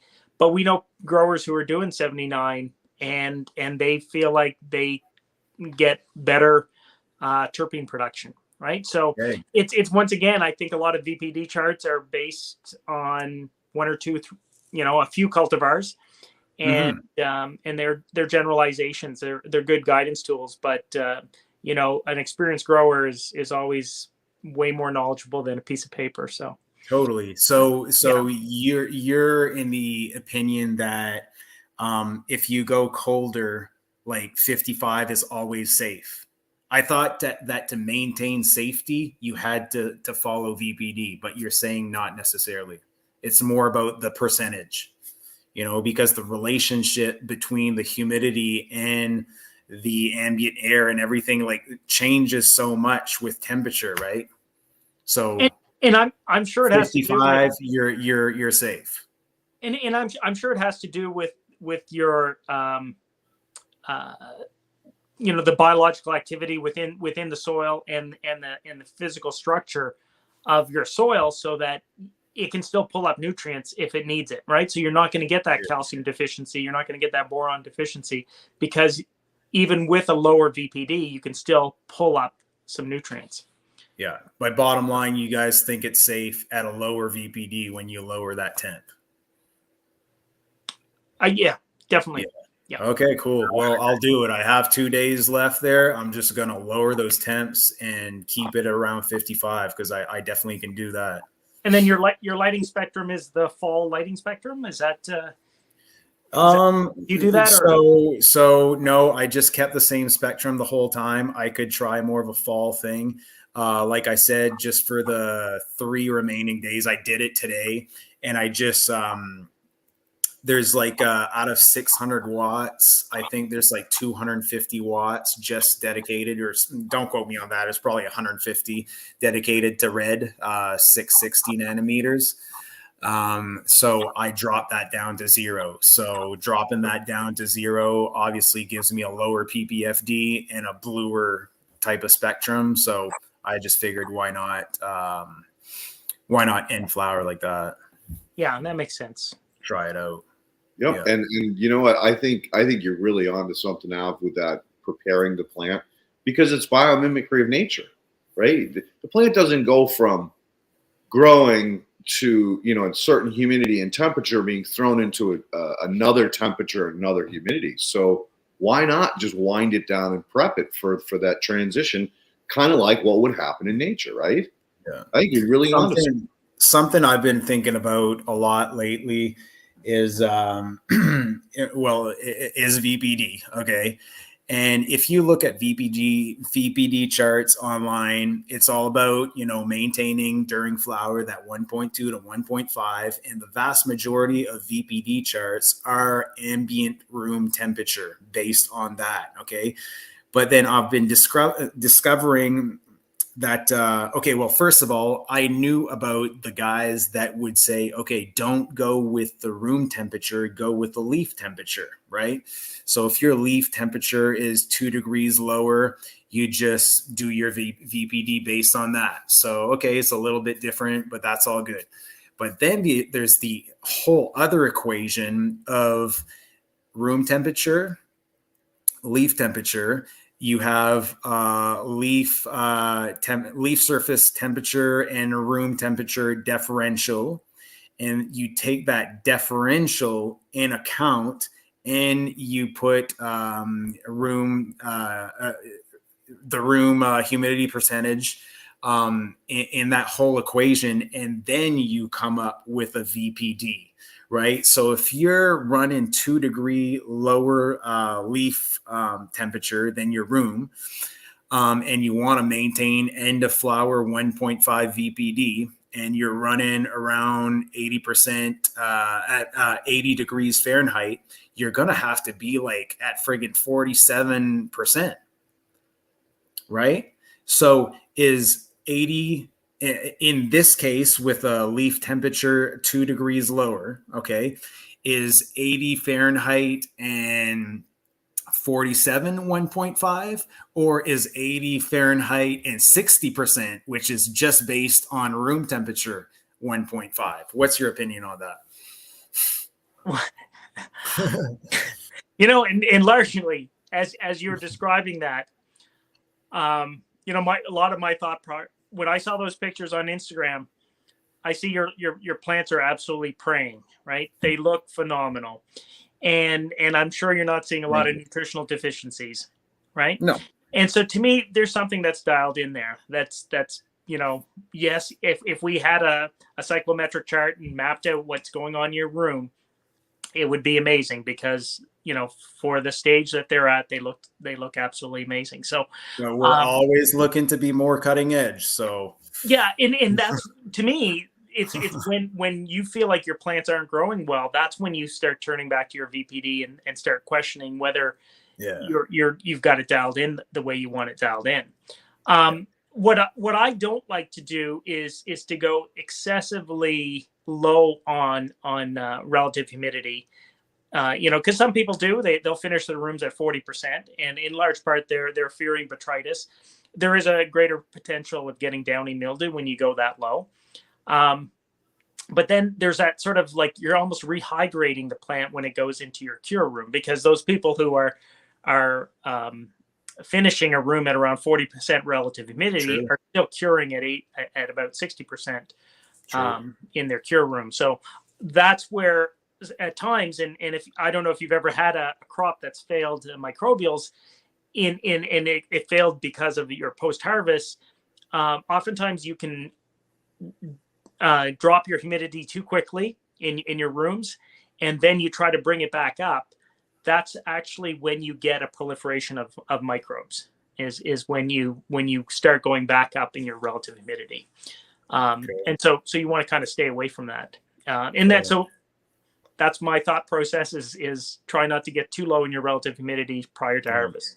But would you guys go with leaf temperature and room temperature differential to determine VPD, or would you? Yes.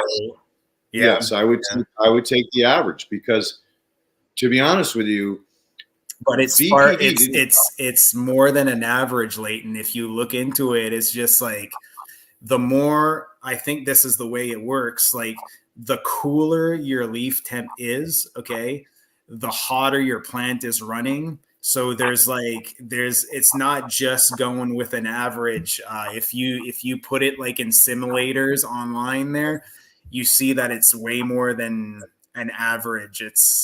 I don't really get the equation, but it's more complicated than that. Interesting. So this is someone's new version of reading to the next level of VPD. I don't know if it's a new version or if it's just something that I always missed, But so, in my understanding, VPD came out of the greenhouse flower cut industry, or not flower cut, all greenhouse production, correct? So it really didn't ever come from cannabis, and we all know cannabis is a pretty unique plant. So in my mind, first of all, backing up a little bit further, I agree with Av 100%. Like, you never want to rehydrate that plant. You're just asking for shit. Biomimicry of nature is just slowly down to where it would have naturally cured on the plant, and the best way to do that is by trying to just slow it down, so that when it goes into dry and then into cure, you're not playing with anything other than allowing the plant to naturally permeate and settle in, or I want to use the word ferment, although I was last time we had Madame Cannoli on, she said you can't use the word ferment. Well, and honestly, you can use the word ferment, because ferment can be aerobic as well as anaerobic. There are methods to doing that. And the Muncher guys prove it beyond a shadow of a doubt. So that being said, you want that plant to naturally ferment out all of those compounds and unique properties that are going to start happening as the plant cures. And that goes into the next questions is, beyond the VPD stuff, what is your curing like? What is your cure process? Because I've heard so many different ways, and there is such a huge difference in what I want to say really well cured plant and people that cure their plant and think that it's cured. Yeah, a lot of trial and error was put into my curing, and I'm pretty happy with what I'm doing right now. So just to challenge a little bit what you were saying about putting your plant from your grow and then into your cure room. And by the way, I think that calling it a cure room is absolutely the right way to describe it. It's not a dry room. Okay. If you dry your weed, you could put it in the microwave maybe or something. Curing is controlled drying, right? So you put it in the cure room, and what happens is my cure room, I have plants from the ceiling to right above the ground. My whole room is full. And it's almost like a jar, right? Like people burp jars, right? And I'm against burping. Okay. Sorry if I offend anyone, but I don't burp weed. I cure weed. So when that room is so full, if you want to achieve 60% right away, I find that the plant is sweating so much humidity. So if you crank dehumidifiers to the point where you reach that 60% right away, you're pulling too much room. You're burping your jar too much. And in the first, let's say 24 to 36 hours, if you just run your dehus too much and you're obsessed at achieving that 60% right away, you're pulling too much water actively out of your buds, and you're gonna cut down your dry time pretty significantly, like really significantly. So I kind of see it as the first 24. And if you want to challenge me, like, go ahead, because I'm always up to learning. But if you, what I like to do, okay, is I like to see my data chart going. Sorry, I can't see my hand. Going gradually downwards in 36 hours and reaching that 60%. So I'm just like gradually pulling water out of the plant, out of the room, not too aggressively. And think about this, okay? Think about if you had a huge cure room and you just put one plant in that whole thing, okay? And your cure room was pretty stabilized at 60-60. Think of the different sort of process going on with that only one plant in 60-60 versus that room jam-packed and trying to reach 60-60, right? So in the scenario number one, where it's just hanging at 60-60, it's just slowly acclimatizing to that room's VPD or that room's temperature humidity. But when it's jam-packed and you're trying to achieve 60-60, no matter what, you're pulling a lot of moisture out. And where's that moisture coming from? It's coming direct from those buds, So you're forcing a lot of moisture to just come out of those buds. So anyway, my whole curing philosophy is about 36 hours I'm comfortable with, gradually going down from, let's say, like 80% gradually to 60, and then just keeping it to 60. And that's the way that I can achieve like a nice, like 14 to 16 day cure. Well, I think we're going to have to get John Burfello on, because he's actually writing a book exactly on this topic about curing, the length of time, the VPD in the room, etc. But we do have a couple of questions, guys, if you want to do the questions real quick. Before the questions, am I crazy? No, like that 36 hours? I think you're bang on with that. You could reduce that 36 if in your pre-harvest you're closer to 60 and 60 to start with, right? Yeah. That's all I'm saying. But if you're coming in and you're leaving your room at, say, 75 or a higher temperature, and you're bringing it down, yeah, you're going to probably have a lot more moisture, and you want to. But to me, 36 hours is fine. You might find that it's reduced. And then after that, okay, the dehu kicks on when the humidity is a little too low. It brings it down. So guess what? I'm kind of burping my room for 14 to 16 days. And then it fully settles with the room's temperature, humidity. And then my product is cured. I never want to cut the cure before it's done, seal it up, and then try my chances to perfectly burp that stuff. You're not going to achieve anything. Are you guys like all about burping weed? I'm all about using Boveda or Grove bags. So I find that if you can stabilize your cannabis at the proper VPD and then you seal it, I don't see why you would add any Boveda or whatever else. That's just, again, my opinion. But anyway, it's the guy in Rhode Island that gives me weed or pays me weed. His cures are by far the best I've ever fucking had. And I think he's a lot along the lines of what you're doing, because he again he's not putting them in jars and burping them. He's curing them first, and then when they're ready, then he puts them into the jars for sale. I believe in aging a little bit. Okay, after it's cured, you seal it up, and definitely letting it age is going to smoothen it out and bring out some flavors, no doubt. But I think that aging is different than curing. Absolutely. Yeah. And we can in vacuum seal. I put it before I vacuum seal it. While I'm trimming, the SOPs is that it goes into airtight totes, but then it's vacuum sealed. And I do like when I pull my crop down, I don't buck the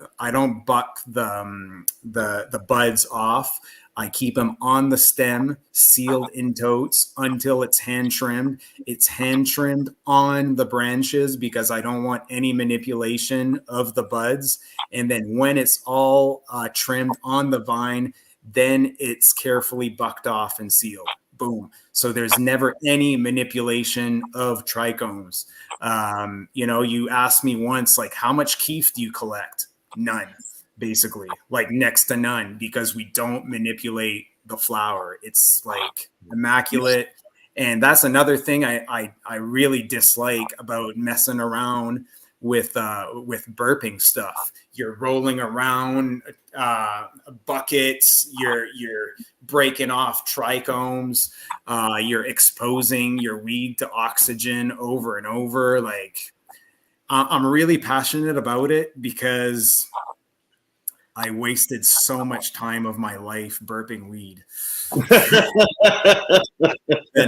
now I feel liberated that I'm doing it. All right. Well, thank you.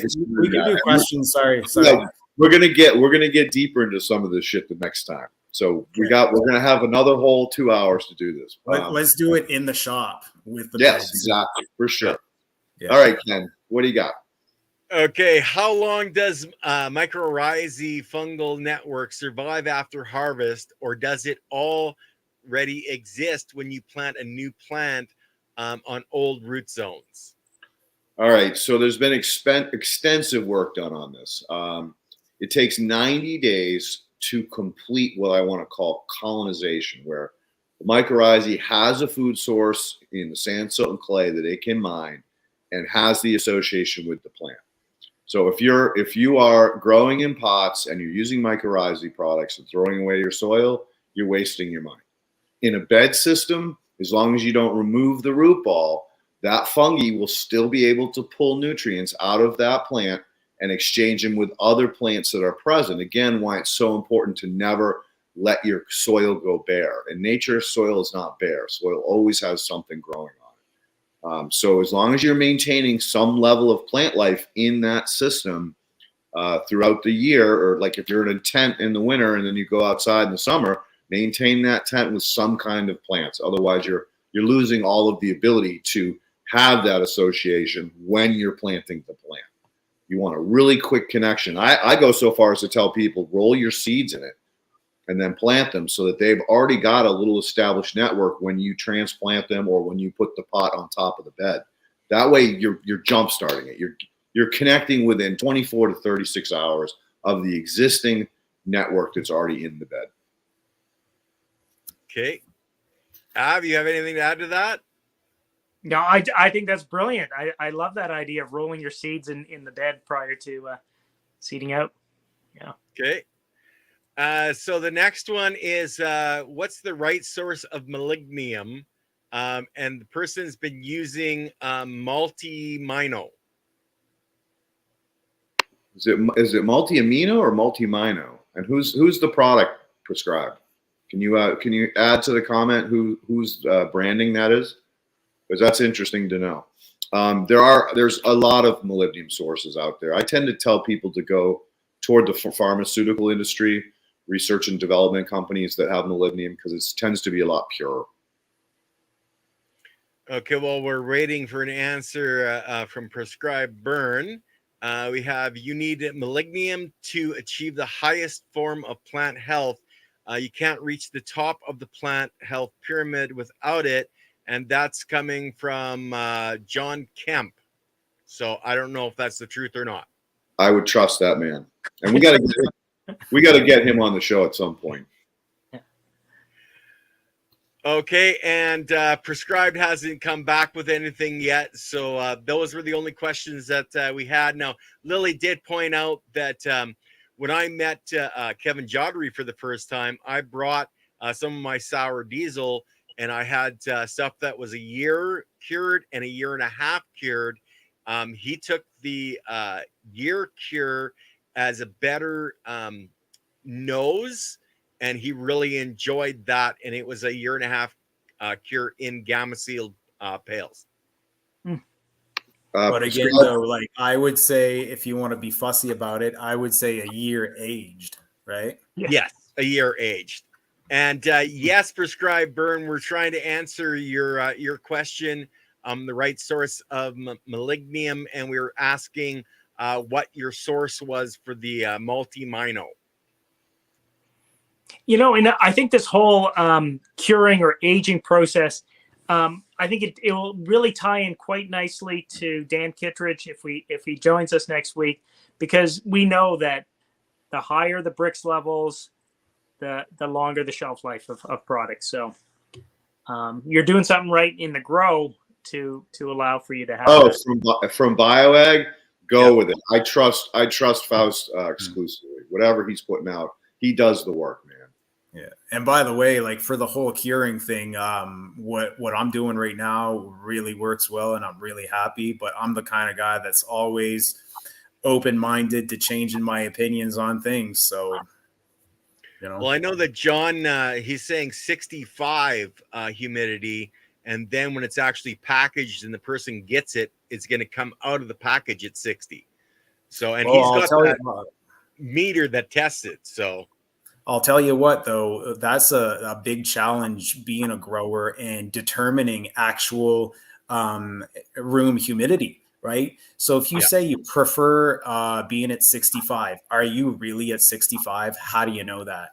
And I'm still trying to dial that in. I have several humidity meters. I have meters that can be calibrated. I calibrate them, and there's a lot of discrepancies. So, you know, I do my best, but you can easily go to Home Depot, let's say, and get two different brands and be like completely off on percentage, right? So I'm not using Home Depot brand. I'm using higher end stuff, but still there's discrepancies. So it's honestly hard to say, like, I prefer being at 62, let's say. Well, to really know that you're exactly at 62, as far as I'm concerned, you have to drop like 8-10 grand on a meter. Yeah. And that's what he has. And he actually, he's not just looking at the temperature and humidity in the room. He's taking the bud itself, putting it in the meter to see what's inside the bud. And that's where he's getting his numbers from. But that's like, I think, well, that's another big challenge in humidity percentage too, is that when you send your bud to determine moisture content, there's big discrepancies in different labs. And you'll even ask a lab, like, is that precise? And the answer is no. Like, the only way to really know how much moisture there is in your bud is you have to really be set up in a lab, and you have to be able to vape out everything from the bud. But then in that vapor, you have to be able to separate all the cannabinoids and terpenes and other compounds that vape off, and just determine exactly what actual water came out of the bud, and then you can determine humidity percentage of your flower. And no cannabis labs in Canada that I know about go to that extent. So even like by lab testing anyway, your flower, you can't determine really where you're at as far as humidity percentage or moisture content, I mean. That's another challenge, man. So I guess you would have to go by feel in the case that you're talking about. You know what I mean? Yeah, I don't know. We're gonna have to have John on the Soil Matters and talk about this specific topic, because like he's been doing this research. And with Bovida, I was at his house. We opened a freezer in his basement. He had stuff in there that was over 8 or 10 years old with Bovida in it, because he's been doing testing with them for over a decade, right? So yeah, he's one guy that actually he has a lot more information than most of us, because he's been doing the testing for that long. Yeah. But it's like bottom line, I think that if you want to be testing for your moisture, send it out to a lab and test moisture water activity. Yeah, that's more of a precise, accurate thing. And at least that tells you if you're in a range that's safe for microbial and fungal growth in your bud, right? Yeah. And that's the big worry. Yeah. So as far as determining my percentage in my cure room, it was a lot of trial and error and comparing a lot of different meters. And I found somewhere that I thought gave me a really good product that I was happy with. Right. And it's all about when I get your product and I pull it out of the packaging, is it dry or is it at that right moisture content for it to smoke properly? And that's the real key. Isn't what you're seeing in your room, it's what your consumer is getting at the other end. Yeah, well, that's the big thing about the whole packaging. We could talk about that a lot too. Yeah, we'll get into that next time. Okay, guys. Well, we're over the 2 hours, and I know Av likes to jump off right away because he's got a wife that's going to beat him with a 2x4 if he doesn't get off on time. So, I just want to say thanks so much, Tom. We talked about 4 hours ago to say, hey, can you jump on a call? And you were quite willing to do it. So thank you so much for that. Yeah. And I look so forward to getting a tour on our next visit. Yeah, let's do it. Hey, maybe it's gonna be like during the time that I build the beds for my new room too. You know, maybe you'll get volunteers to help you. Yeah. There you go. Yes. There you go. People are actually like really into it to help, because there a lot of guys like wanted to learn, wanted to see it done in real life, So yeah. I bet they're all proud of it now that they see what's coming out of there. Yeah. Damn right. Yeah. Love it. Okay, guys. Anybody have anything coming up that they want to talk about quick before we jump? No, I think I'm good. But Tom, again, thank you so much for popping off, and so quickly coming on the show for 2 hours. I know it's a big commitment, and it's a lot of time. So I much appreciated, my friend. Thank you. My pleasure. I thank you guys because I watch every podcast you guys do, and you're my main source of learning. So really, it's me that thank you, and like, please keep doing this. I love it. Thanks so much, Tom. Thank you. It took Lily to convince Leighton to come back out of retirement from FCP, and she wouldn't let him go. Okay, no way. Yeah, hey, you take some of the blame too. You guys tag team the shit out of me. Oh no, I'm a nice guy, Leighton. Honest. And Ken, thanks for all your hard work behind the scenes, sir. I much appreciate it. Thank you, and my appreciation for Tom too. So yeah. All right, peace out, everybody. Thanks, everyone. Okay, bye guys. Take care. We'll see you next time, and hopefully we have the guy that was supposed to be on today on next week with Dan Kittredge. Hopefully, we'll have to see. Awesome. Bye, guys.